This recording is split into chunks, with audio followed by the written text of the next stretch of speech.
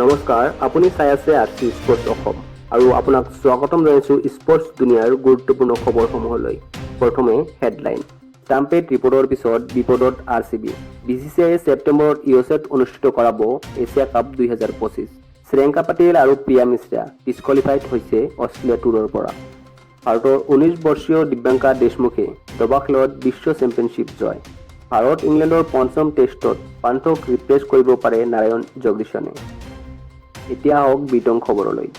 বাংগালুৰুৰ চিন্নাস্বামী ষ্টেডিয়ামক আনফিট ঘোষণা। পৰৱৰ্তী IPLক লৈ সমস্যাত পৰিব পাৰে আৰচিবি, কিয়নো কৰ্ণাটকৰ কেবিনেটে জাষ্টিছ বি কুঞ্চাৰ ৰিপৰ্টক মঞ্জুৰি দিছে, য'ত 4 জুনত সংঘটিত হোৱা ষ্টাম্পেড ইনচিডেণ্টৰ পিছত চিন্নাস্বামী খেলপথাৰক ডাঙৰ ইভেণ্টৰ বাবে আনফিট গণ্য কৰা হৈছে।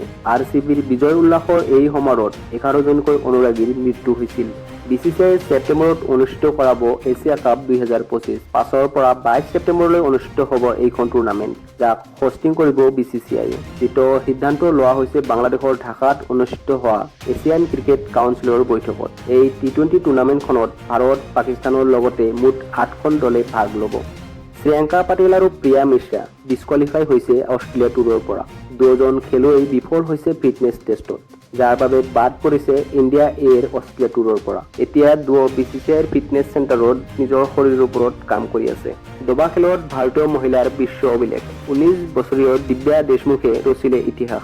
মহিলাৰ দবা বিশ্ব চেম্পিয়নশ্বিপৰ ফাইনেলত কনৰু হাম্পিক হেৰুৱাই জয়লাভ।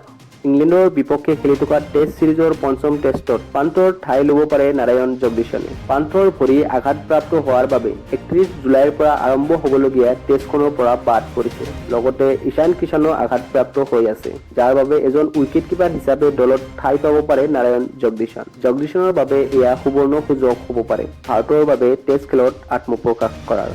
এয়া আছিল ক্ৰীড়া জগতৰ আজিৰ মুখ্য খবৰ। পৰৱৰ্তী আপডেটৰ বাবে চেনেলটো লাইক, শ্বেয়াৰ আৰু ছাবস্ক্ৰাইব কৰিবলৈ নাপাহৰিব।